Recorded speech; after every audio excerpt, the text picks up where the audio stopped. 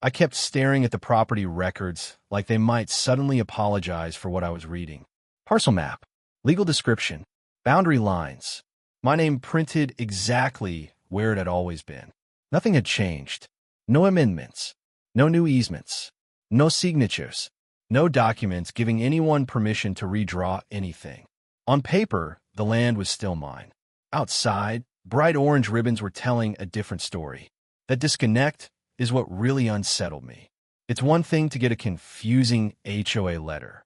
It's another thing to see physical proof that someone had already decided the situation was settled without you.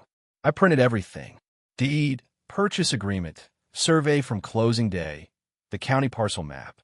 I spread the pages across my kitchen table like puzzle pieces, trying to make them tell a story that made sense. But every document kept repeating the same quiet truth. My property had never been part of the homeowners association, which meant the HOA expansion wasn't just aggressive. It felt premature, like they had skipped a step, or several. I started replaying the past few months in my head, looking for clues I might have missed. There had been construction at the edge of the neighborhood, new sidewalks, fresh landscaping, a small playground that seemed to appear almost overnight. Neighbors had mentioned the HOA was improving the community and boosting property values. At the time, it sounded harmless. Nice, even.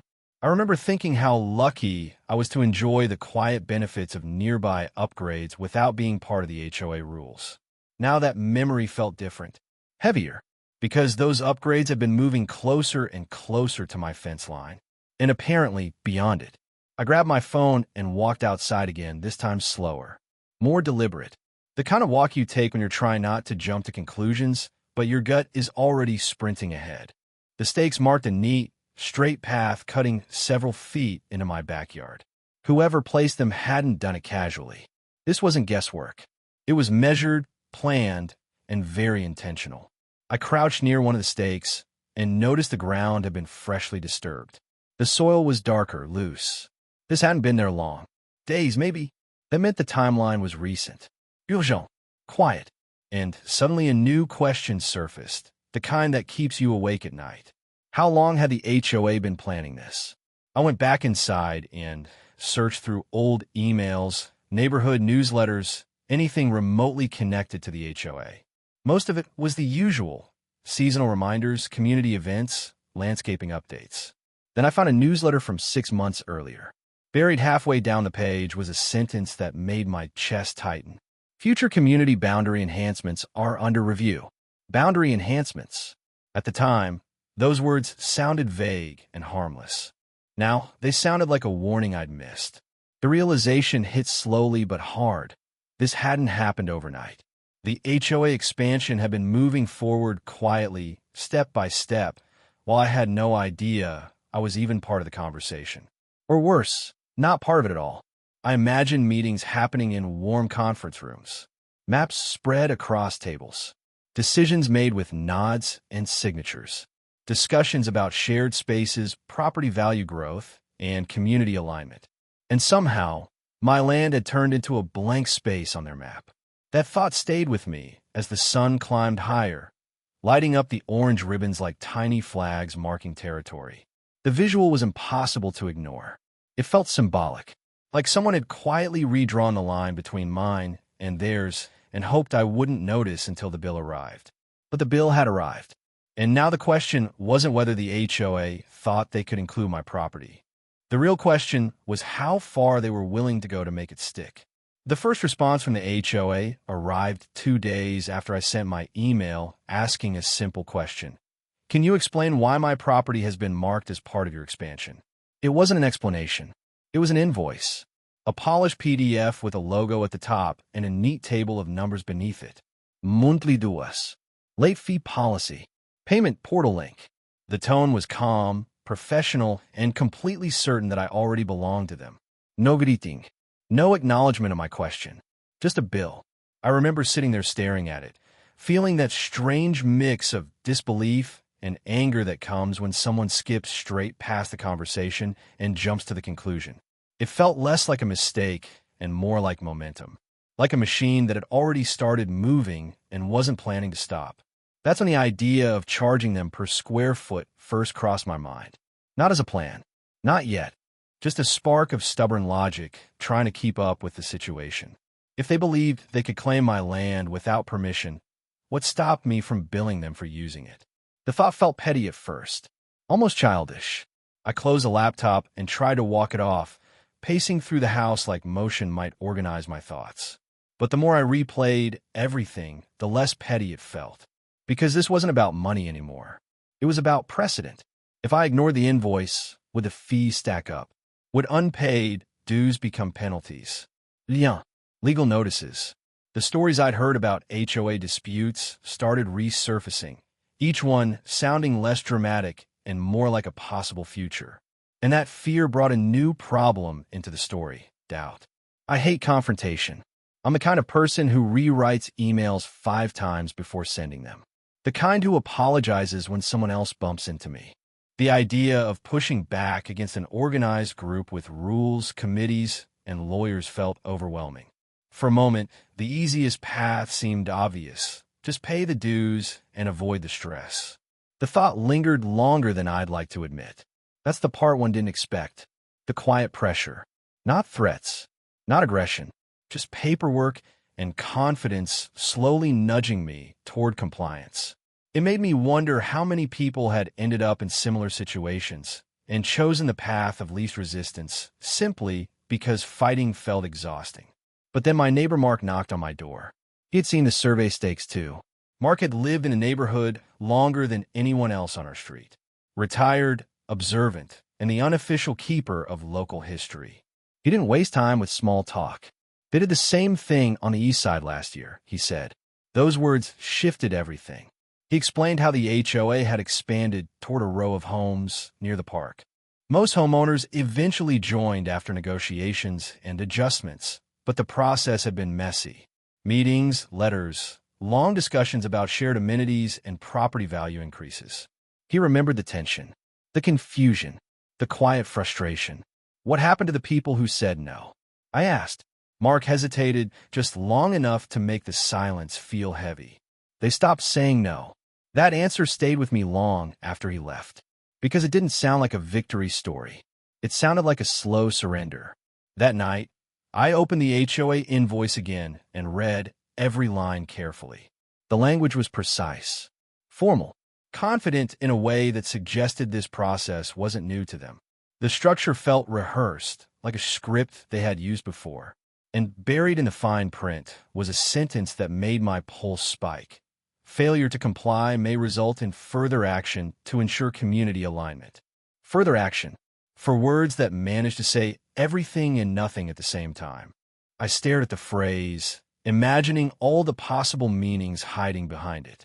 Legal action, property claims, endless notices. It was vague enough to be harmless and threatening at the same time. That ambiguity was the most unsettling part. For the first time, the situation felt bigger than a boundary line, bigger than a monthly fee.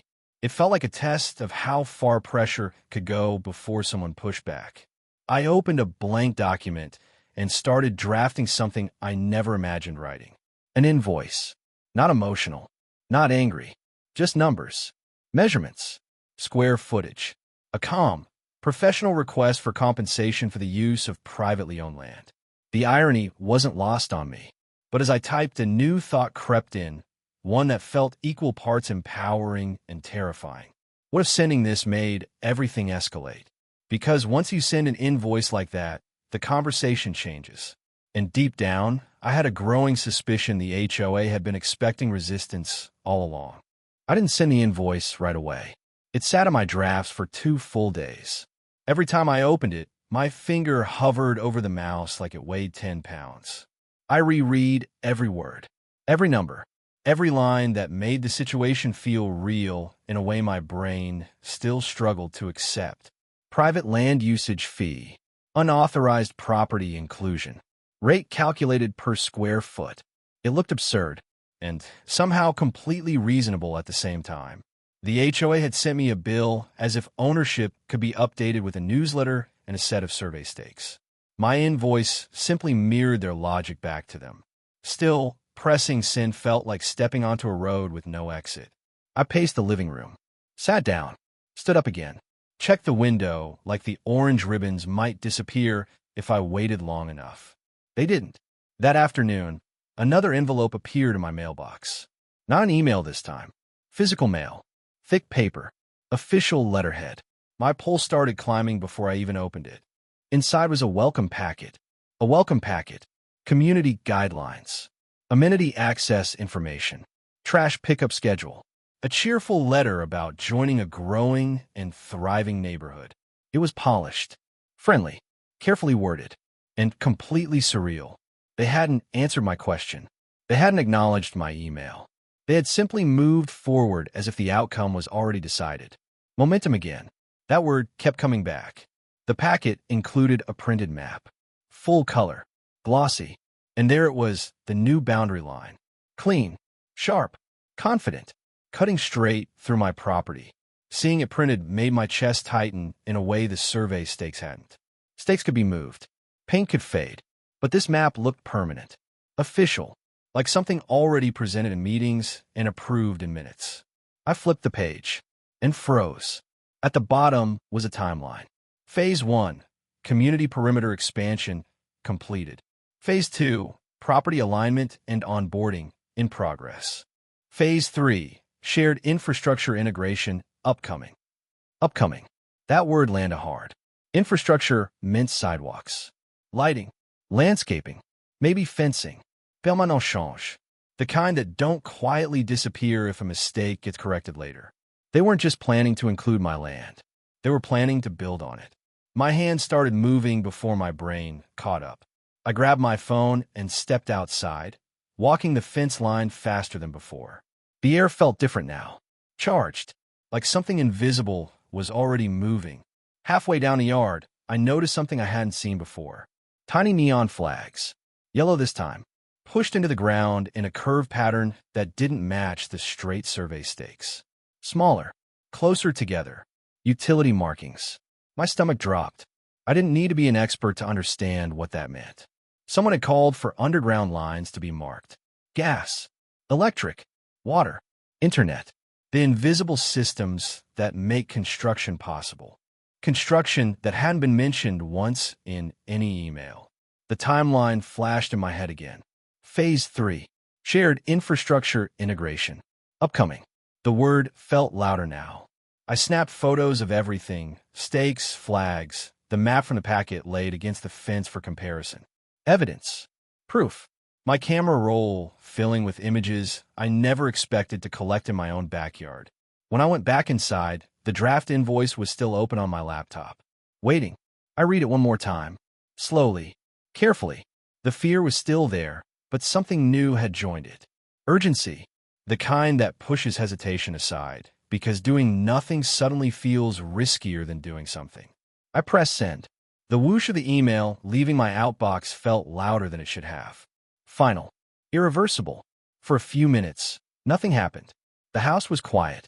The same ordinary afternoon light spilled across the kitchen floor. It felt impossible that anything had changed. Then my phone buzzed. Unknown number. I let it ring once. Twice. 3 times. Voicemail. A second later, another buzz. An email notification. Sender. HOA Legal Department. My heartbeat started counting seconds before I even opened it. The message was short, professional, direct. They had received my invoice. They requested a meeting. In person. This week. And at the very bottom, one final line. Please bring any documentation you believe supports your claim. Supports your claim. Not your question. Not your concern. Your claim. The conversation had officially changed. And for the first time, the confrontation wasn't theoretical anymore. It had a date. The meeting was scheduled for Thursday at 10 a.m. 3 days away. 72 hours that suddenly felt too short and too long at the same time. I spent the next evening building a folder. Not a messy stack of papers, a clean, organized, tabbed folder. Property deed, original survey, purchase agreement, county parcel map, photos of the stakes, photos of the utility flags, a printed copy of my invoice. If this was going to be a confrontation, I wanted everything calm, factual, and impossible to dismiss. The preparation felt strangely grounding, like building a shield out of paper. Until Mark knocked on my door again. He didn't step inside this time, just stood on the porch with that same careful expression he'd worn before. "I heard they called you in," he said. The word "heard" caught my attention immediately. "Ow," I asked. He hesitated, just long enough. "There was a community meeting last night." My stomach tightened. I hadn't been invited to any meeting. Mark explained that the HOA had presented a progress update about the boundary expansion. Slides, maps, timelines, plans for lighting and walking paths that would connect the outer properties to shared spaces. He said it sounded polished, confident, already decided. I felt the air leave my lungs slowly. "What did they say about my property?" I asked. Mark rubbed the back of his neck, eyes drifting toward the street like the answer might be written there. "They said the remaining parcel owner was cooperating." The sentence didn't make sense at first. My brain rejected it before it even fully processed the words. Cooperating. I hadn't agreed to anything. I hadn't signed anything. My last communication with them was an invoice. And suddenly, the timeline in the welcome packet made a terrifying kind of sense. Phase 1, completed. Phase 2, in progress. They weren't waiting for permission. They were presenting progress. That realization shifted something deep inside me. Up until that moment, part of me still believed this could be a misunderstanding, an overstep that would be corrected once the right documents were placed in front of the right people. But presenting me as cooperating wasn't a mistake. It was a narrative, and it had already been shared with the entire neighborhood. That night, sleep didn't come easily. My thoughts kept replaying the phrase in loops. Cooperating, cooperating, cooperating. Every repetition made it feel less like miscommunication and more like strategy. Morning arrived too quickly, and with it came the second twist. A certified letter. The return address was the county office. My hands felt strangely steady opening it, like my brain had entered a calm before the storm mode. Inside was a formal notice regarding a pending infrastructure permit review connected to the HOA's expansion project. I read the first paragraph twice, then a third time. The permit included proposed utility work, pathway installation, and shared drainage improvements. Shared drainage. The words hit differently than the rest. Colder, heavier, because drainage doesn't stay politely inside boundary lines. Water flows where gravity tells it to. Changing drainage means changing land, changing elevation, soil, flow, changing the way the land behaves. And buried halfway down the notice was a sentence that made everything feel suddenly urgent. Adjacent property owners are encouraged to attend the review session if they have concerns. Adjacent property owners, not included owners. Adjacent. The shift in wording was subtle but powerful. In the HOA meeting, I was cooperating. In the permit notice, I was adjacent. Two completely different roles depending on the audience. Two different versions of reality moving forward at the same time. That's when the timeline snapped into focus in a way that made my chest feel tight. The meeting with the HOA wasn't just a meeting anymore. It was happening before the permit review, before the county looked at concerns, before anything official could slow the process down. Suddenly, the urgency made sense. The welcome packet, the invoice, the meeting request, the narrative of cooperation. They weren't just expanding, they were accelerating. And Thursday at 10 a.m. wasn't just a conversation. It was the last moment before the story became permanent. Thursday arrived faster than I wanted. The HOA office sat at the edge of the neighborhood, in a small building I'd driven past hundreds of times without ever noticing. That morning it looked different, sharper, like a place that had quietly been waiting for this moment long before I knew it existed. I sat in the car for a full minute before getting out, folder resting on the passenger seat like a silent passenger. The kind that doesn't comfort you, just reminds you what you're carrying. Inside, the room was already set up. A long table, 3 people, laptops open, papers stacked neatly. The atmosphere wasn't hostile, but it wasn't friendly either. It felt prepared. They greeted me politely, offered water, thanked me for coming. Then they opened with the same calm tone I'd seen in every email. We understand you have concerns about the boundary alignment. Concerns. I slid the folder onto the table and opened it slowly. The deed went down first, then the survey, then the parcel map, each document placed carefully between us like stepping stones across a river. "This is my property," I said. My voice sounded steadier than I felt. "It has never been part of the HOA. They exchanged a quick glance. Not surprised, not defensive, just measured. One of them turned their laptop toward me and pulled up a digital map. The same clean boundary line I'd seen in the welcome packet. My backyard, shaded in the same color as the rest of the HOA land. "We're aware of the historical boundary," she said. Our expansion plan anticipated questions. Anticipated. The word hung in the air like a quiet admission. I pushed the photos forward next. Survey stakes, utility flags, the permit notice, the timeline from their own packet. Each piece of evidence laid out until the table looked like two competing versions of reality facing each other. Silence stretched. Then I placed my invoice on top of everything. "If you're charging me dues for land you've claimed," I said, "I'm charging you for the land you're using." For the first time, the calm cracked. It wasn't dramatic. No raised voices. No slammed hands. Just a shift in posture. A pause that lasted a second too long. The moment when the script stopped matching the conversation. They asked for a break. 5 minutes. I sat alone at the table, staring at the documents, listening to muffled voices through the wall. The adrenaline started to fade, leaving behind that strange quiet clarity that comes after you finally said the thing you were afraid to say. When they came back, the tone had changed. Softer. Slower. They explained the expansion had been based on an outdated planning document, a decades-old proposal showing a future neighborhood layout that had never fully materialized. Over the years, leadership changed. Records were digitized. Maps were updated and re-updated. And somewhere along the way, the planned boundary had quietly become the assumed boundary. Assumed. Repeated. Presented. Approved. Momentum.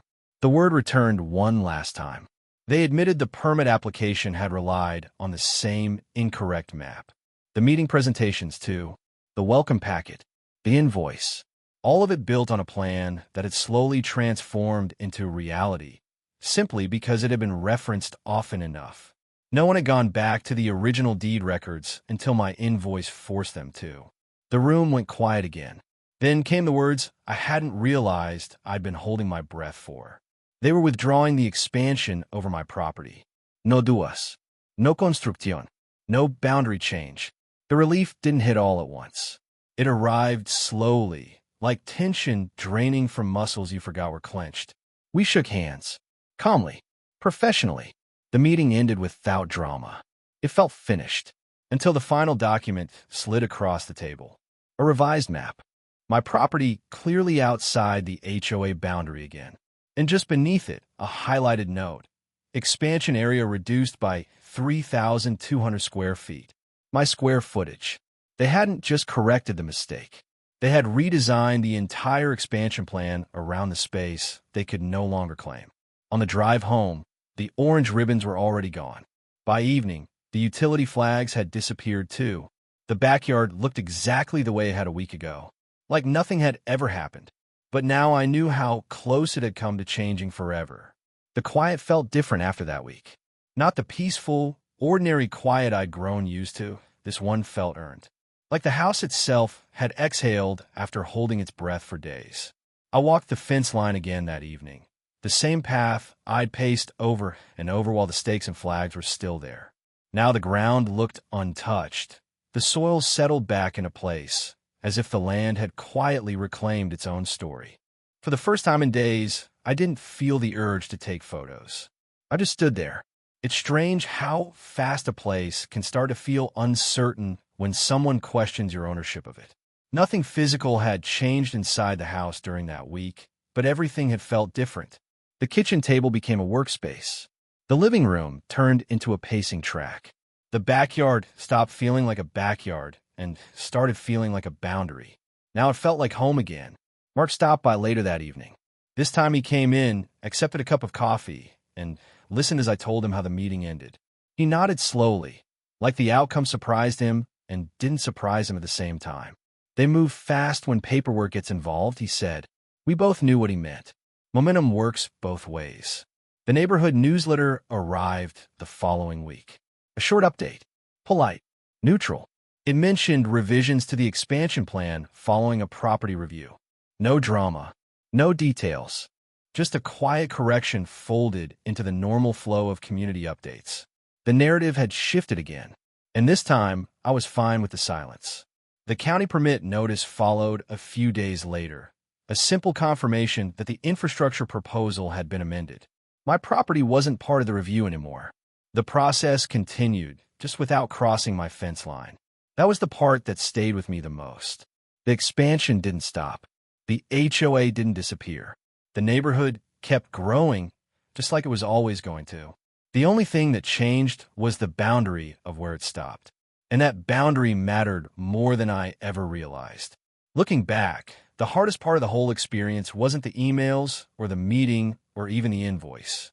It was the quiet pressure to go along with something simply because it seemed inevitable, because it looked official, because it felt easier than pushing back. That's the part one almost gave into.